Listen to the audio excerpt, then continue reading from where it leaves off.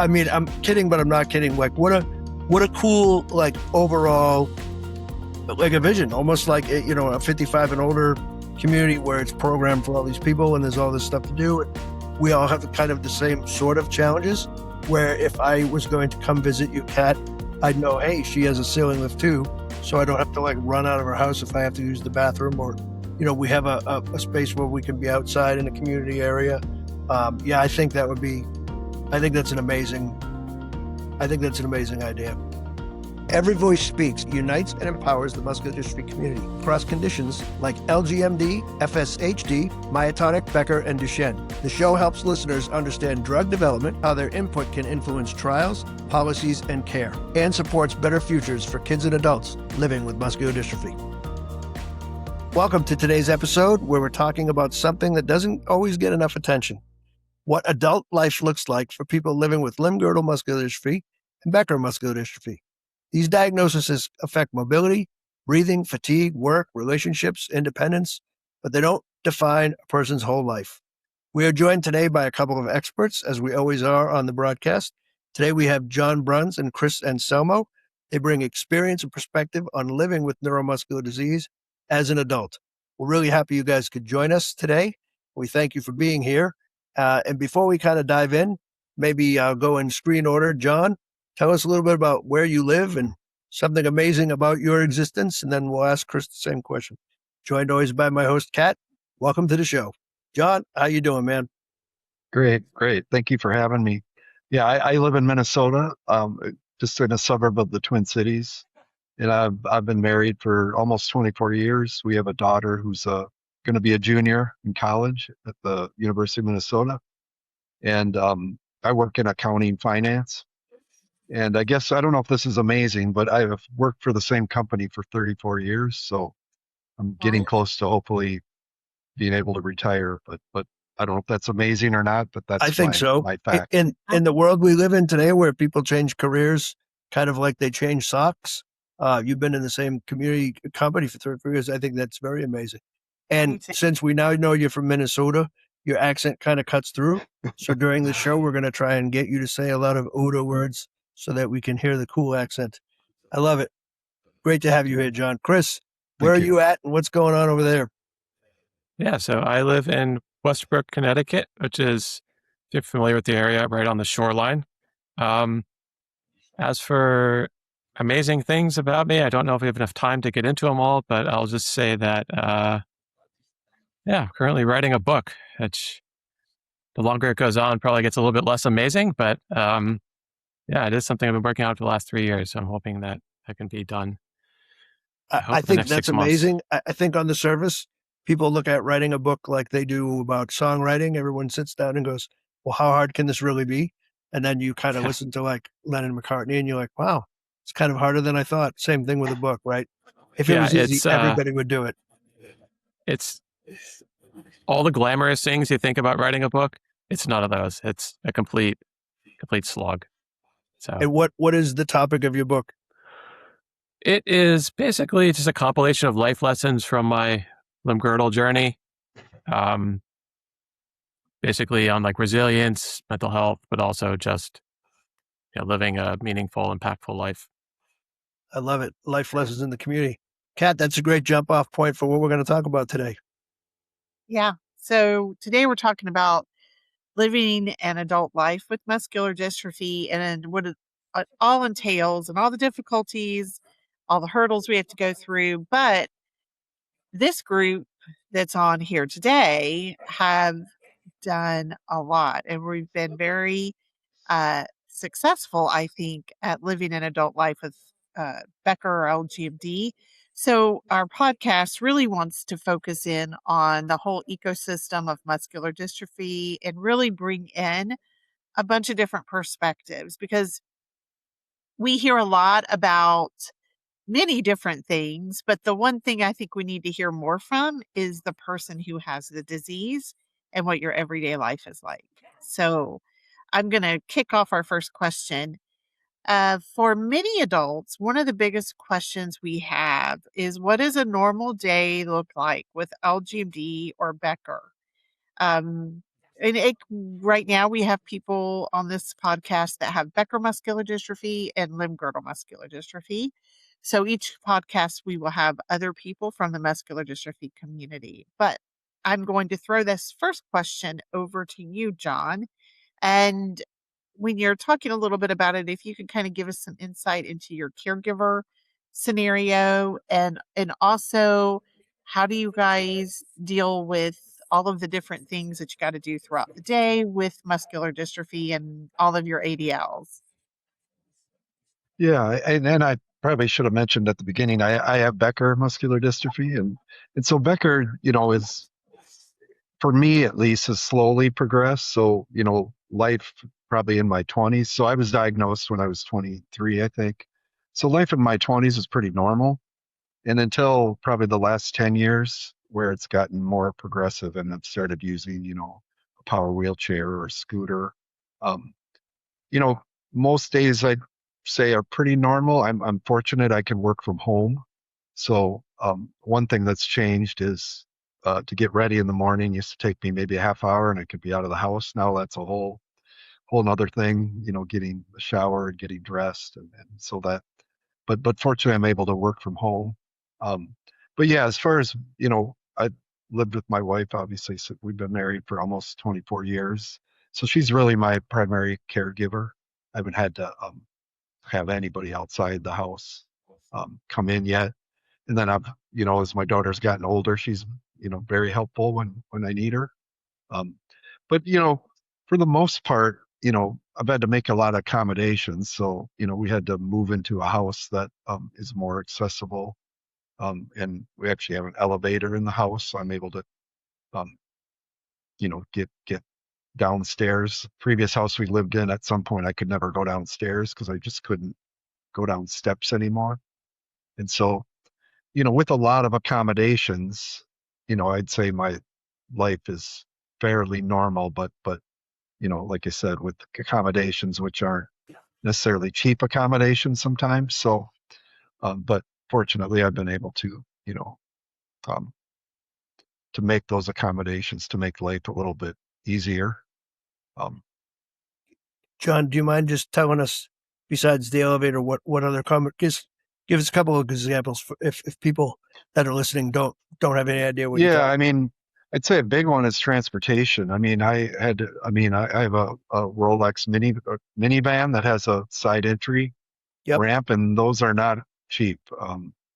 So that was pretty much a major investment to get a vehicle that I can actually still be independent. So if I didn't have that, I would not be as independent as I am um, without that vehicle. So that's a huge expense that, for some people it's attainable, but they got to go through a lot of hoops to be able to Yeah. get a van. But that's probably the biggest thing. And then in the house, it's just a matter of wide doors. One of the game changers, this may seem uh, simple, but is I have a high toilet at home. So not an ADA height, but actual, I think it's like 21 inches or 22 inches. Yeah. And, um, you know, that's something you use every day for most people. So that's a huge thing. Not having that, I wouldn't be able to lift myself, you know, up, up and off the toilet. So that's a big thing. How tall are you, John? Yeah, that's probably doesn't help. I'm about 6'1".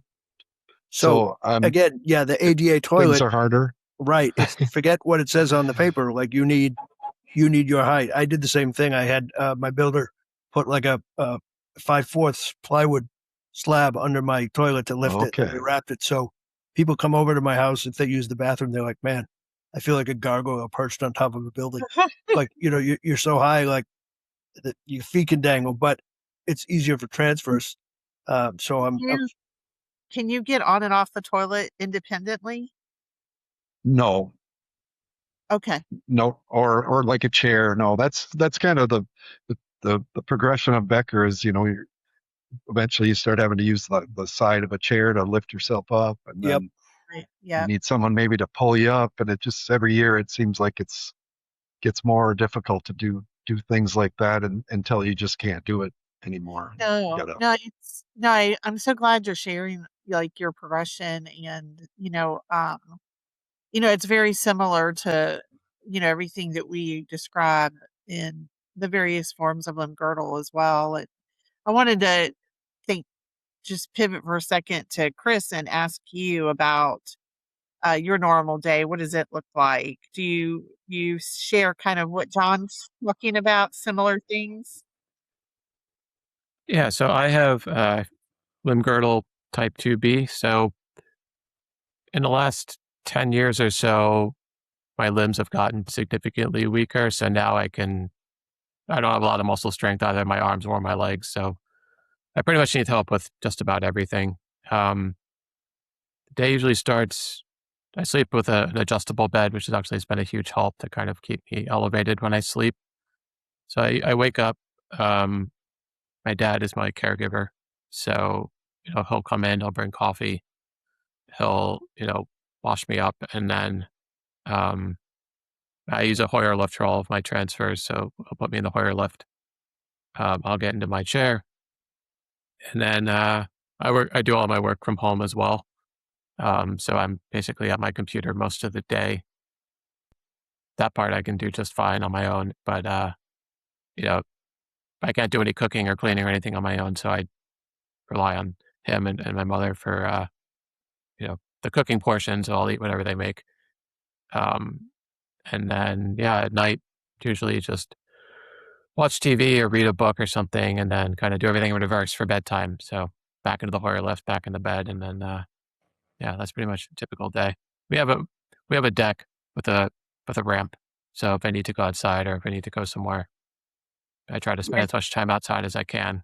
The summertime's a little bit harder because it's always usually so humid or hot, or today rainy. But if we need to go anywhere, we have a wheelchair accessible van, which has been a huge help. That's very important. Yeah. Do either of you guys drive, or are you passengers? I don't drive anymore. Yeah, I'm still able to drive. Hand controls, John? No, I'm still, surprisingly, I'm able to, from my knee below, I have a lot of muscle, it seems like a very large calf. So I'm still able to use my feet to drive. I mean, at some point I probably need controls, but so far. I had the same. I always, even when I learned to drive, I was diagnosed at 12, and I drove with 2 feet. I took my driving test like that, and it was always fine. And I noticed that as I got older, my foot would slip off the gas pedal, and I would be able to put my leg up with my hand. And eventually, I didn't become unsafe, but I thought it's kind of going in that direction. And I thought, man, if my foot ever slips off the brake when I need to be up there, I'm in big trouble. So, public safety the pedals on announcements. Oh, sorry to interrupt. No, I was just going to say the pedals are modified, so they made them. Yeah. So Really big. It's yes, interesting. exactly. So, I have 2I, LGMD 2I. So, we joke around and we say Becker is really a limb-girdle. Have you ever heard of this? Have you ever heard anybody say that? I haven't heard come to that. the dark side, John. We have cookies. Come join us. I think to Kat's point, the progression and some of the stuff, like I can remember, first transferring, then it was harder to transfer. So I used a slide board for a long time. Then I was like not being able to balance myself with my arms. So same thing. Someone would lift me, or I'd create an intricate ladder to get up from a seated position. Right. I'd have a table and I'd have all these things to reach at until finally that goes away too. It's interesting because you're describing like the features that I see in district lycanopathies, or 2Is lycanopathies, where your lower limb, which you're describing, it's not that you don't have weakness there. I have weakness there too, but my capability to use my ankles is still really strong. So I have modified gas and brake pedals. And and it's interesting because you just said something that no one else has ever said, that they're driving and they have modified pedals. And I did the same thing. It was weird because that's why I was like, gosh, it's wild that your physical decline is very, very similar to mine, because I had the same thing. I went in and I said, I don't need hand controls. I know everybody that wants to use them. I said, but for me, I don't need them. I just need you to do something to the pedals to make them big, Yeah. so that my foot don't slip off. And, Mhm. um, so they made these. I have like huge brake pedals. So is that what yours look like? They're just kind of the gas pedals closer to the brake, so they just kind of moved it over somehow. Yeah. So it's hard to describe, but basically they had it all. I tested it out and actually was sat in the shop while the guy was adjusting it to get it just right. And so That's far, it's exactly what I did. Wow. yeah. That's The, so cool. Well, maybe somebody is listening and is wondering like how they can drive the way we're driving. Yeah, right. 'cause I do drive from a wheelchair, but I pull right up and I use both feet. Just like Pat, you said, I use Yeah. for brake, one for gas, and I do this. And It's really wild. yeah. To get into the car, I have what's called a six-way seat, so I still sit in the normal uh, automobile seat, but it comes back to me, so I'll pull in with my wheelchair, and then I'm Okay. able to transfer over to the seat, and then it basically goes up, down, left, right, and So you forward, get that back. So perfect then I little, just get Did you into that guys position. did you guys have any issues with insurance? Getting insurance? Any questions from companies of like, what is this? How do we cover this? No, I just honestly, I don't. I maybe I didn't answer some questions honestly, but I thought I did. I mean, I I didn't have any issues. No. okay. Kat, Well, did you? well, I'm a big advocate of this program called vocational rehab. So if you Yep. work, um, you are eligible for services through vocational rehab Yep. to pay for the lift part of your wheelchair Mm, van. So I have done that now 3 times and it's been extremely beneficial. So here's an interesting thing. I did it in Georgia and I lived in Alabama and then now I live in Florida. I've done it 3 different times in 3 different states. So, ironically, the process has been actually great in all 3 states. Never mm, really had a problem. It's more of a lengthy time to get it, but I've Yeah. never mm. had an issue with, um, because you really don't involve insurance in the whole thing, you know? The vocational rehab. I mean, now if you get the wheelchair, you have to involve insurance, but for each time I've gone through it, I've not had really any problems. Now, I will say it could have been where I went because I went originally to Shepherd, and like the famous Jim Kennedy that does like that has like taught people who have, high spinal cord injuries, how to drive with joysticks. Mm. He was the one that did my modification initially. So the modifications I've had, I've been able to take from that initial one and just transfer them over. But the where I live in Florida, guess what?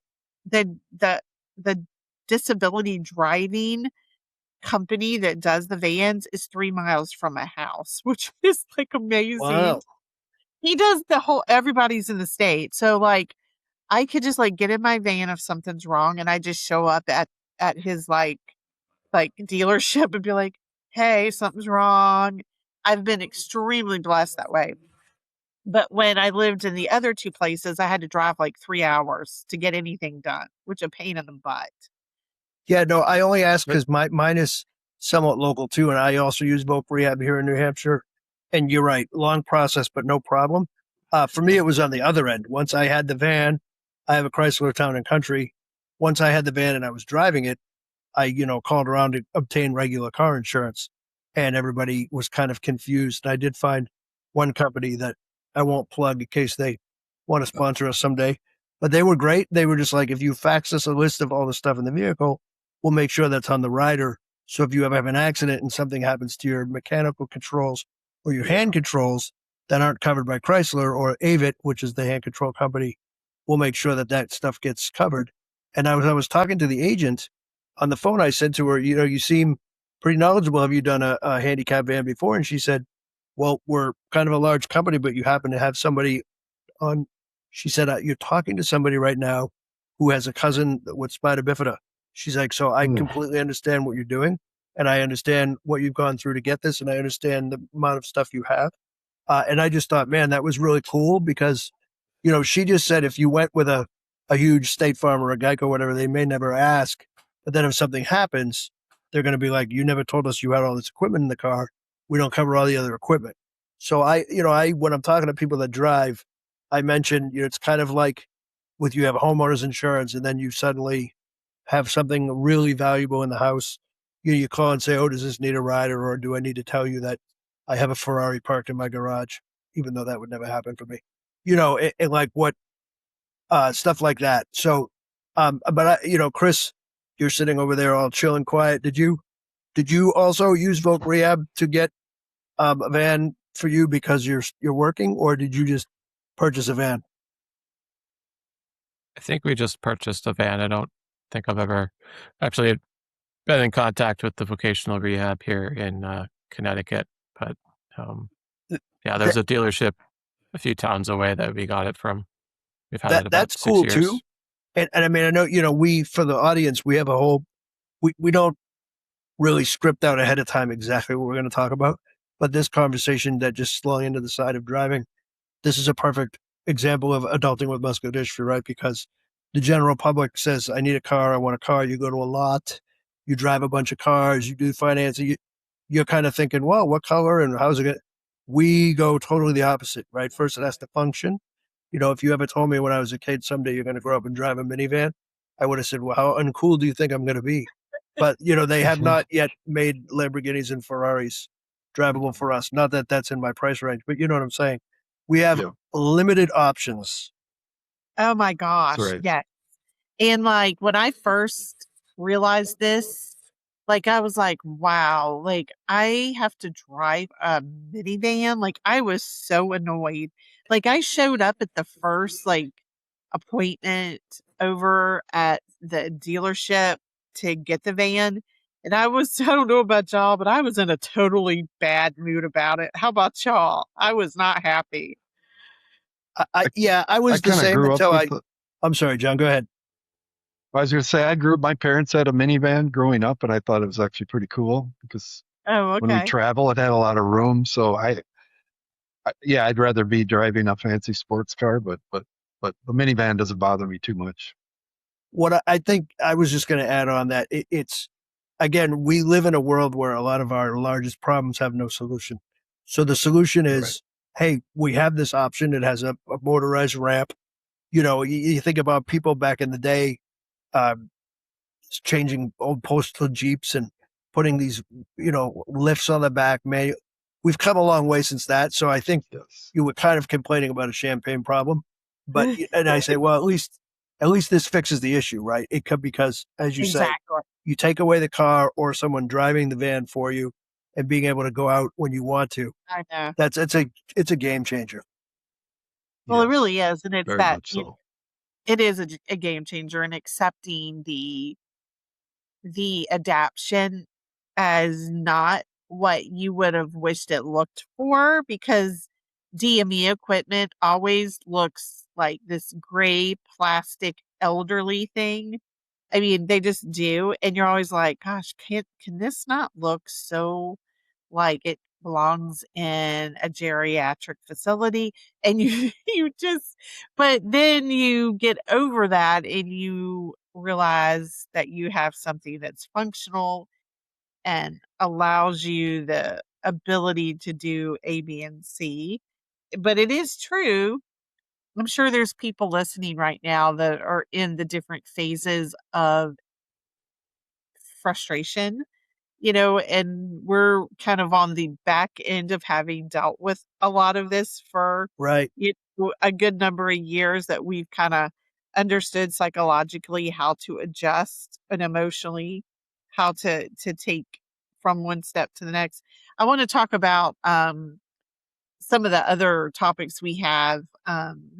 So, we talked about like transition from pediatric to adult care and what it's like when now you become an adult with muscular dystrophy. And what are some of the biggest emotional changes you faced since you've moved from pediatric to adult care? When you were younger dealing with this and now older, I think, what would you say, Chris? I think to someone who's newly transitioning into adult care and doesn't maybe know where to begin, what would you say? Um, well, my experience began actually as I was, my first symptoms were really when I was about 21 years old. So everything Yeah, that I've experienced kind of has been as an adult, but good. I would say like it's just a very overwhelming experience because I don't know, like I'd say most people probably are diagnosed when they're starting to have symptoms.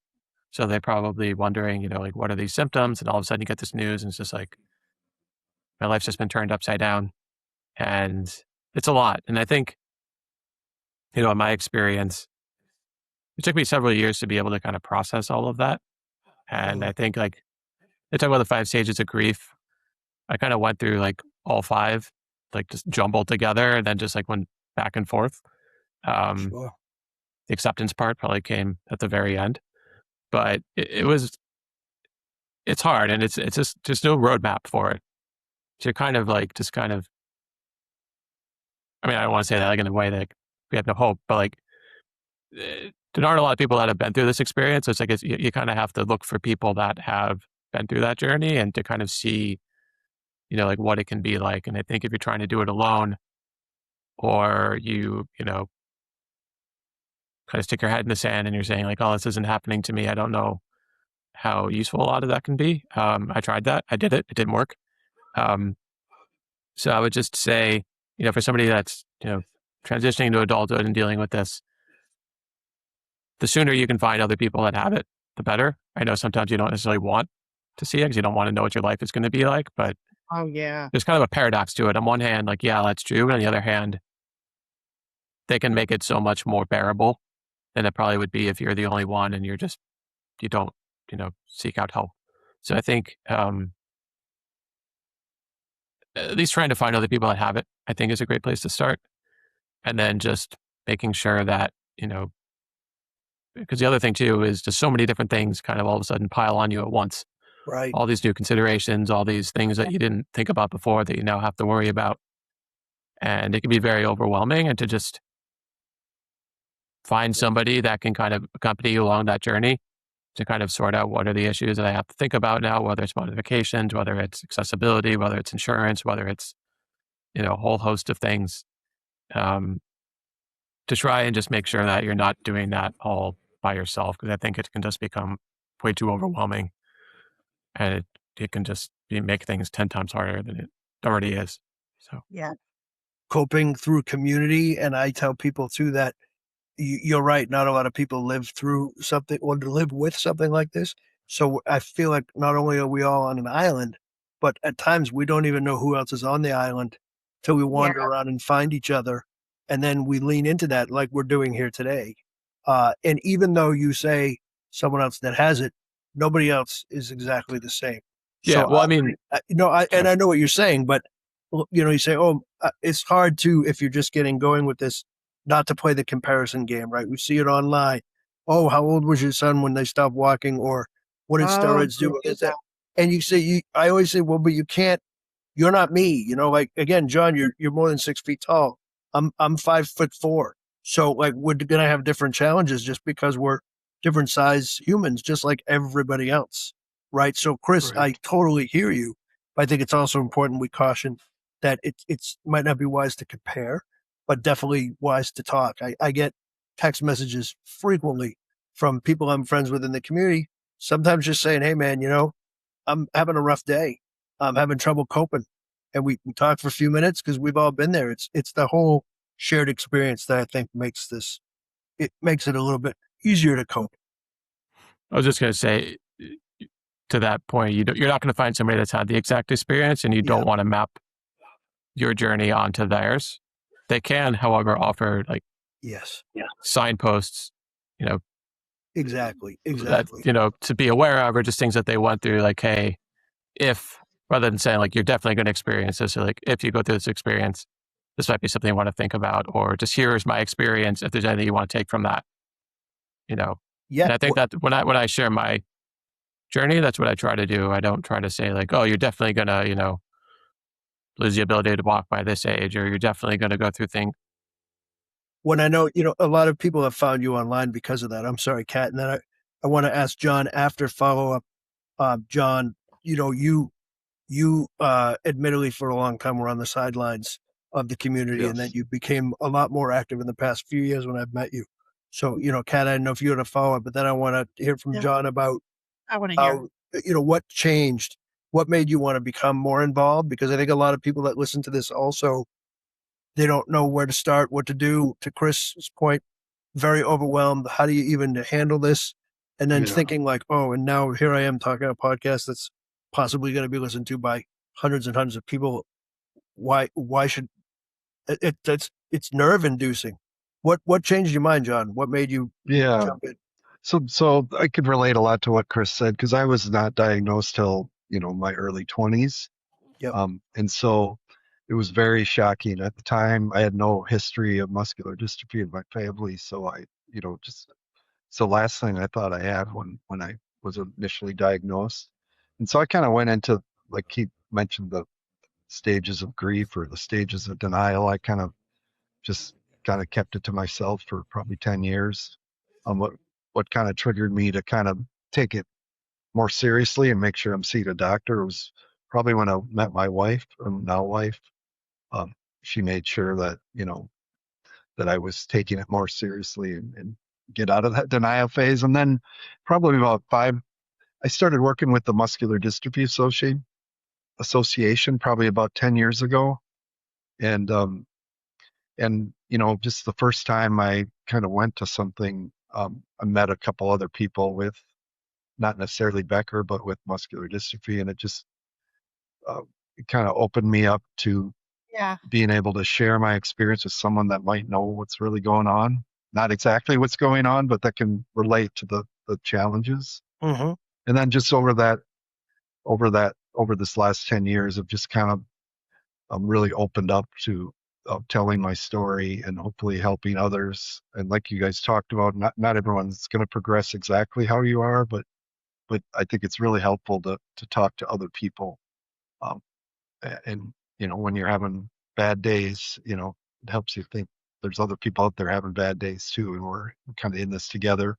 Um, and and so and then partly as I get closer to wanting to kind of retire out of working in corporate America, I got to look at things to keep me busy, and definitely I want to become more become an advocate and just become more part of the community, because I'll hopefully have a lot more free time on my hands. So it's taken me a long ways to get to this point, but everyone has their own journey, and it's not always easy.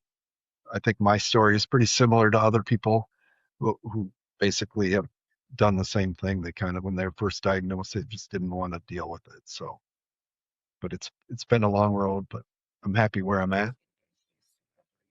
Yeah. I want to talk to you guys a little bit because I know we're kind of getting towards the end of our podcast. When we talk about planning ahead, and part of planning ahead is affects your career, because you start to see, I'm thinking Chris was diagnosed at 21, right in the middle of college. I think a lot of people with dysferlinopathy get diagnosed during college. So I think, for my point of view, and then John, with yours, you said you got diagnosed right in college. I think during that time, it really throws a huge wrench into your planning for your career, because you're maybe thinking, I'm going to do this, but then you realize, oh my gosh, I might have to do this. And I think a lot of times, the planning ahead about, well, how am I going to do this as I get older? I'm either married or I'm not married and I'm living with my parents and they're helping me physically, or I'm getting married and my spouse is starting to help me and I have children, a few years later. So I guess I wanted to talk to you guys about just the planning ahead factor and, you know, what kind of hits you hard or something that you feel like is a wisdom that you want to share with the community. Yeah. How about you, John? You want to start on that? Yeah, an interesting thing when I was diagnosed, and the neurologist knew that I had just finished with college recently, and he asked me what profession I was in, and I told him, I'm an accountant, and he kind of reassured me that's probably a good profession for you, and this disease should not really adversely impact that in your career.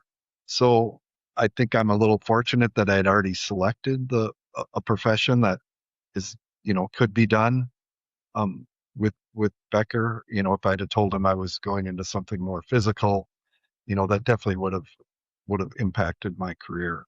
Um, so I did feel a little fortunate, and it's interesting that he actually brought that up, which to me was made me feel a little bit better that at least hopefully this diagnosis isn't going to derail my plans as far as a career. And then for me, I'm someone that likes to have a very neat, tiny, tidy, detailed plan for things. Just I've been that way my whole life, and um, living with this disease pretty much upends all of that. And I have had to get comfortable with basically relinquishing control over my carefully constructed plans in terms of things going the way that you think they're going to go. That's not to say you can't achieve goals or you can't achieve your dreams or you can't do the things you want to do. I'm not saying that at all. I'm just saying living with this always involves some sort of you know, speed bumps or a wrench being thrown in things that you weren't expecting, whether it's your health, whether it's a new consideration you weren't thinking about, something financial or something that happens to your family, or there's always going to be something that's going to make what you think is a straightforward plan more difficult. And it took a really long time to be able to get comfortable with that. And even now, I'm still not 100% comfortable with it. I've been living with it for 20 plus years now. So, so yeah, I mean, but I also don't want to give up making plans. I don't want to give up on goals or dreams or anything like that. So what I've kind of ended up netting out is I'll make plans, but I just know that they're probably not going to go according to plan, and just being okay with that and just taking it one step at a time, and then kind of like stopping and evaluate like, okay, maybe this consideration that I thought about isn't as important, or this new thing just happened. Let me somehow like integrate it into, the plan that I have, and just kind of being comfortable with going in a particular direction and just letting whatever steps lead you in that direction. Um, just being okay with that. And so it's involved a lot of relinquishment, a lot of letting go of the things that I actually can't control that I think I can control. But um, yeah, to say it's easy is definitely a lie, but it's something that I've grown used to just because I have to. It's just that's kind of the nature of all of this. It's just there's always going to be new hurdles, new speed bumps, but they're not necessarily insurmountable. They just means that you might have to do things in a different way than you thought. And in time, you kind of gain enough experience and wisdom to be like, okay, this is just how it is. But anyway, that's life. So like, even if we didn't have this and we make a carefully constructed plan, something's going to throw a wrench in those plans. So it's been a lot of, it's been a reality check, but it's also just something that you kind of get used to over time. Well, and I think you just hit the nail on the head when you said control, right? A lot of people might not understand. They say, oh, this is out of my control. That's out of my control. The career's out of my control. You blame other people. And a lot of that's true. There are a lot of extraneous forces pushing upon us. But what we sit in the middle of is a storm that's completely out of our control, which is our diagnosis and our rate of progression, right? I mean, there's no magic pill. There's no medicine as of this time. So giving up the control, I think, has been the hardest part for me, where, when you say you're a planner, Me too, Chris. I totally take that. And it's not just about the planning, it's about the control of the situation. And I think a normal able bodied person has that big, giant part of their life that they do have under control, which is themselves. You know, if they say, I'm going to go climb this hill, they're going to go climb the hill. They don't really think about it. Whereas if I drop a pencil on the floor and no one's here, now that becomes an insurmountable problem until someone can help me with it. So Yeah. it's the giving up of the control of a large part of my life where a bunch of stuff that I want to do is completely outside of the realm of anything that I can control. That to me is harder than the planning. Giving up the control is so difficult. Yeah. Yeah, just one more optimistic part of that. Sometimes, though, that can also lead us into down paths that we didn't expect that actually are not Yep. that bad. So, for example, I hated public speaking growing up, and I was invited to speak at Jane Foundation, actually, research conference 13 years ago. I almost said no to it because I'm like, there's no way I could possibly do this. And then all of a sudden, I decided at the last minute to hear the scientific sessions I wanted to hear. I had to say yes to this to be able to go. So I did that.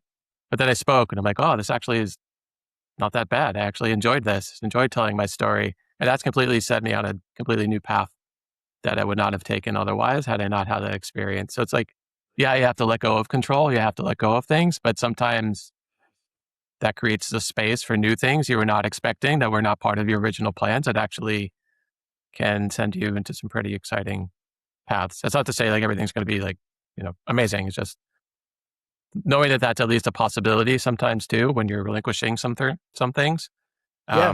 can kind of keep you optimistic in a grounded way. Whereas Yeah. if you're giving up something that you wanted to do that you can't do, you're like, oh my God, my life's horrible. Sometimes, not all the time, but sometimes it can lead you to a new path that actually is not so bad. Oh my gosh, yes, Agree. that's so true. And you might even enjoy it because I think with, having a disability, some people realize they have to pivot with careers. And I think we've really experienced that in this group. I look at Pat and he went from teaching middle school music to now he's basically working for PPMD and works for Speak, and he like does amazing things. And I look at you, um, John, and you're doing your accounting business. Sounds like very successful there. And then we've got a potential author here that's getting ready to write a book. And I think none of these, these things we're doing now, I've pivoted my career. Now I'm at Speak Foundation, whereas before I worked at a church for 20 years. And, when we're starting to look at all of these different things that we are pivoting to, and I want to share one thing before we close, and that is I'd love to see someone really get motivated and make this a passion project, and that is a living community for muscular dystrophy. It seems as if everyone that I speak to worries about their future. Um, People who are aging parents are taking care of adult children with muscular dystrophy. And I think this is going to become more of a more issue, even in the Duchenne community, as treatments make it possible for us to live longer. And a lot of our communities, and we've got adult children trying to figure out how they can care for their aging parents, because it's not just them caring for us, it's us having to figure out how to care for them. And I would love to see it. You see that there's living communities for so many things. And wouldn't it be wonderful if we had muscular dystrophy living communities where we shared resources such as CNAs? And it's extraordinarily expensive to pay for a CNA, but it would be much more affordable as if we could share that cost amongst families. And I don't think this would be something that we're all living in luxury because I don't think we can afford it. but it could be like small condos, 1 or 2 bedrooms. And, why are we in a situation where we're trying to figure out how do we live in the future in assisted living when assisted living won't even accept us because they're going to say our needs are too great and we have ventilators. And so I think we need to kind of, as a community, start solving this problem for ourselves because our future should not look fearful.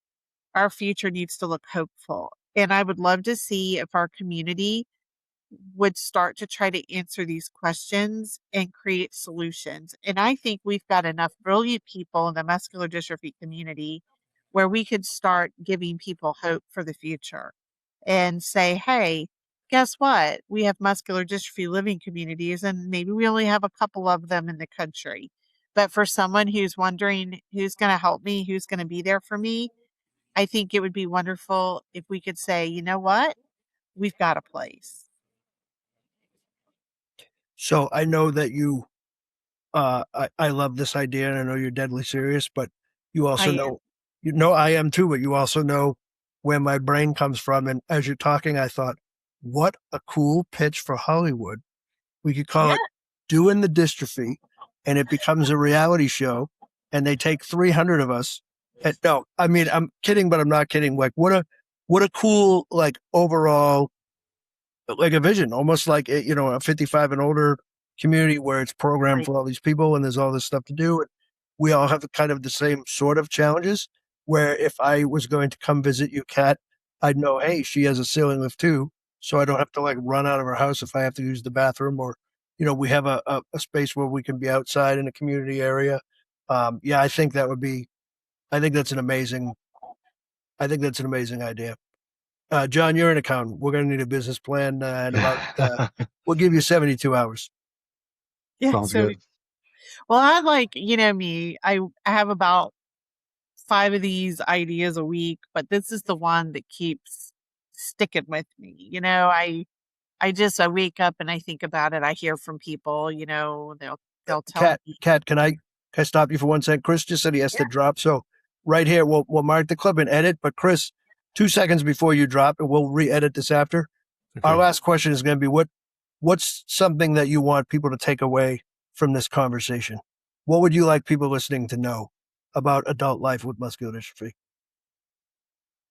So I think of this experience sort of on a spectrum. Like I've met people that are both incredibly jaded by the experience and also people that are just like every challenge is something to be overcome. Like let me always have a smile on my face no matter what happens. And I feel like really kind of the healthiest place to be, at least in my experience. Again, I'm not saying how somebody should respond to the disease, but having kind of a little bit of both, where like you can acknowledge the really hard parts and get, if you're feeling down about it, like to be okay feeling down about that, but also to maintain that optimism, to know that as hard as things are, it's not the end of the world.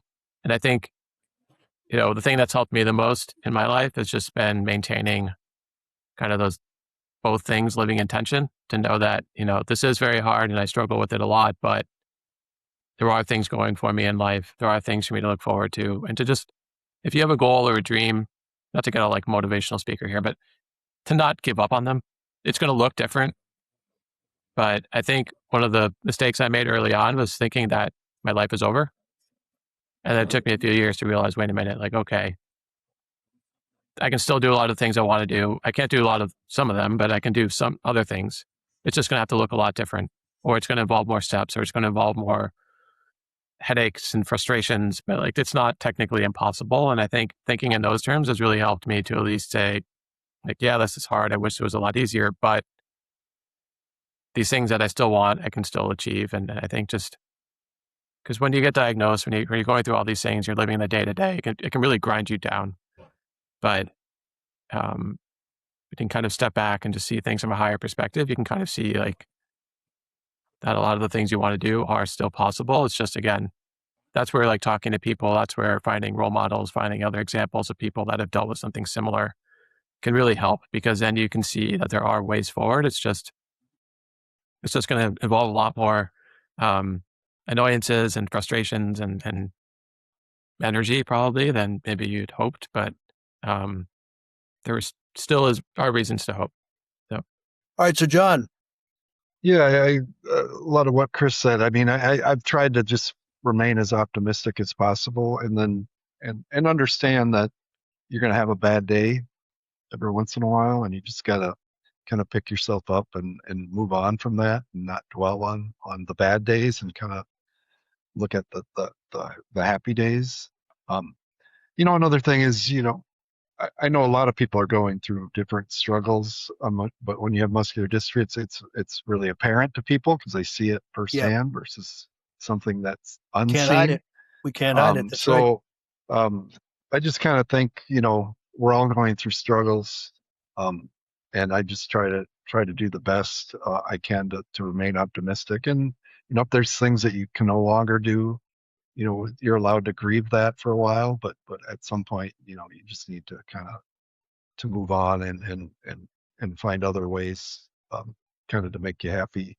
So, and also for me, having a support system, having my wife, like I mentioned, we've been married almost 24 years. She's, been very helpful for me. So without her, I don't think I'd be where I'm at. And then also, having, our daughter, you know, uh, makes me, want to see what she's going to do when she becomes older. So I have a lot to live for, and you just got to kind of adapt. And I think, it's easier to do this in this age versus 40 years ago. I mean, Yes. with with all the accommodations and all the kind of the technology that we're able Yes. to rely on. So but also, if you're newly diagnosed, I didn't do a good job of this, but find a community or find some others that you can relate to. Um, that I wish I would have done that sooner, and I found that very helpful. So that's kind of what I would say. So I agree with everything you said, and I have two sons as well, and you have a daughter, and I think the another cool thing is how much empathy these kids grow up with, right? They grow up living with this in the house, so to them it's just Yes, normal, right? One of my sons walks by, notices my foot's off my foot plate, without saying a word, just leans over, fixes my foot, knows that I'm going to need help cooking stuff. So I think that exactly. will serve them well in life, realizing that everybody does have challenges and struggles, and hey, stuff might take a little bit longer, and you got to learn patience and empathy to what you said. And I think the other silver lining is this right here. Not only the technology, John, but I found you to be a warm and wonderful human being. I haven't known you that long, but likely I would never have met you unless we were living with muscular dystrophy. Right? I'm in New Hampshire. Right. You're in Minnesota. I'm a musician and a drummer. You're an accountant. Probably not going to find you at a convention unless we No, ran into each other somehow randomly. So, and that's the same for Chris and Kat. that's All right. the people that I've met in this community have so many of them have become lifelong friends. And talk about a silver lining, that's certainly it, because it's a whole new community of wonderful people from all around the world. That this is the thread that holds us together, is that we have this awful two words, muscular dystrophy, sitting in the middle of our plate, but it makes things a lot more bearable when you can go through it with friends and people that get it. So we know each other because of this bad thing, but my life is better for having known all of you and having all of you in it. So I think Yep. that's another great takeaway, right? So, John, I want to thank you so much, and I know that we could definitely do another show. There's a lot of things we didn't even talk about. And if you're out there watching and there's a topic you would like us to cover, please reach out and let us know. And John, I know we can find you on social media, and you are very active in the Becker community, and you are an expert. So it's great that you're raising your voice. Glad to see you advocating, and one by one, man, we continue to change the world. So thank you so much for your time today, Chris and John. And as always, for Kat, this is Pat with the Speak Foundation, and um, every voice matters. Thank you. Thank you so much. And I just wanted to say I appreciate everything that you guys are doing. Thanks, Kat. Thanks, Pat.